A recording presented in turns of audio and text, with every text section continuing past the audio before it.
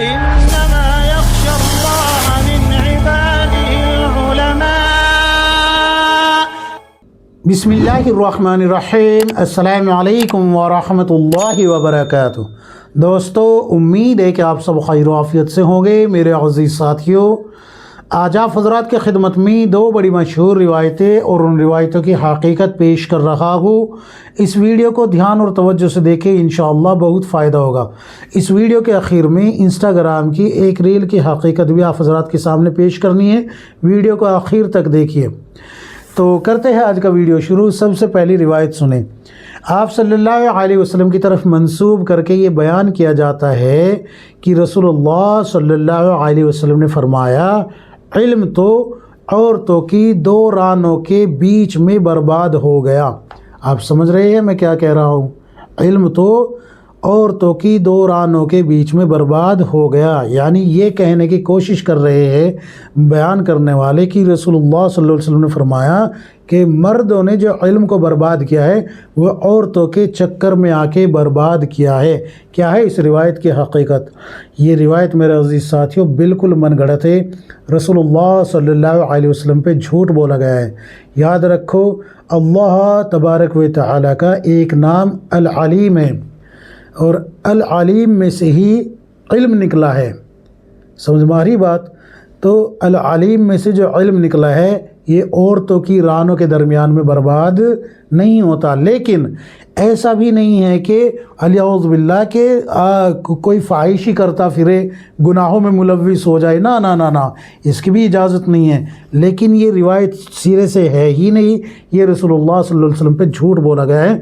बल्कि अगर आगे बढ़ के कहा जाए तो अल अलीम जो कि अल्लाह का नाम है, उसमें से लफ्ज़ इल्म जो निकला है तो उसमें तौहीन भी नज़र आ रही है। इसलिए इस रिवायत को बयान करने से इज्तिनाब करें, बचे, खुद भी बचे, लोगों को भी बयान करने से रोकें। शायद आप हज़रात ये कह सकते हैं कि जी हमने तो सुनी ही पहली बार है।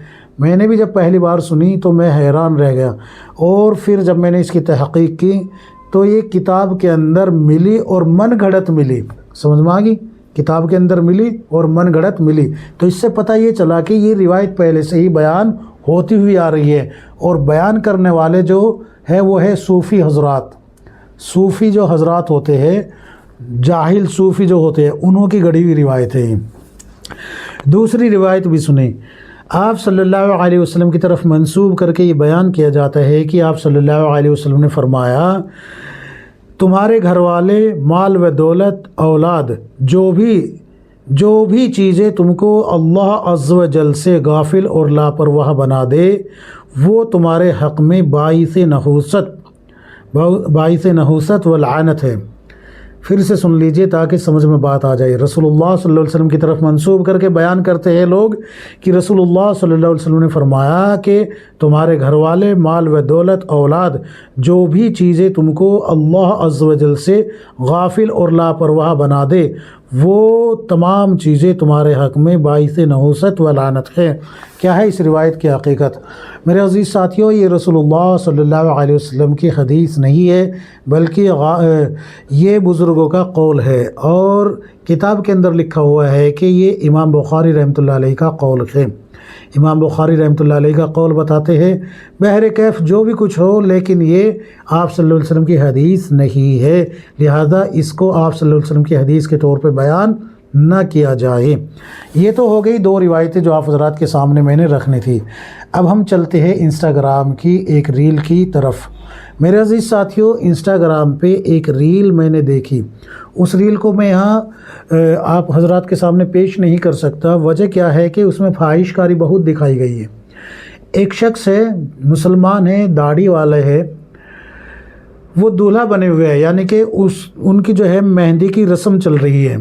उनको मेहंदी लगाई जा रही है दोनों हाथों पे कोहनियों तक और पैरों पे पिंडली तक, जैसे अमूमन औरतों को मेहंदी लगाई जाती है। और उस पे जो मैंने कमेंट्स देखे हैं, ख़वातीन वाह वाह, सुभान अल्लाह, माशा अल्लाह, मुबारक हो, इस तरीके के कमेंट्स। कुछ मर्द हजरात भी ऐसे हैं जिन्होंने ये कमेंट्स किए हुए हैं कि वाह वाह भाई, मुबारक हो दूल्हे साहब, फलाना ढिमकाना, बहुत से कमेंट्स आए हुए हैं। लेकिन एक कमेंट ऐसा है उसमें جس میں یہ بتایا گیا ہے، اس کومنٹ کرنے والے نے یہ بات کہی ہے کہ یہ کام شریعت کے خلاف ہے، سنت کے خلاف ہے، مرد حضرات کے لیے مہندی لگانا جائز نہیں ہے، حرام ہے، اللہ کے نبی صلی اللہ علیہ وسلم نے منع فرمایا ہے۔ اتنا کومنٹس ہے وہ بس۔ اب اس کومنٹس کے نیچے جو رپلائی آئے ہیں خواتین اور مرد حضرات نے جو گالیاں بکی ہے ان صاحب کو، گالیاں بکی ہے، وہ اللہ کی پناہ، بس اللہ کی پناہ، اللہ کی پناہ۔ اور بطور دلیل رسول اللہ صلی اللہ علیہ وسلم کی حدیث پیش کی ہے لوگوں نے کہ مہندی لگانا جائز ہے، یہ دلیل پیش کی ہے کہ مہندی لگانا جائز ہے۔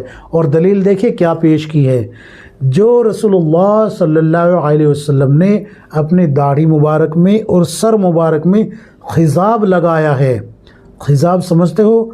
داڑھی میں اور سر میں جو مہندی لگائی ہے، خضاب لگایا ہے، اس کو جو ہے بطور دلیل پیش کیا ہے کہ دیکھیے رسول اللہ صلی اللہ علیہ وسلم نے خود مہندی لگائی ہے۔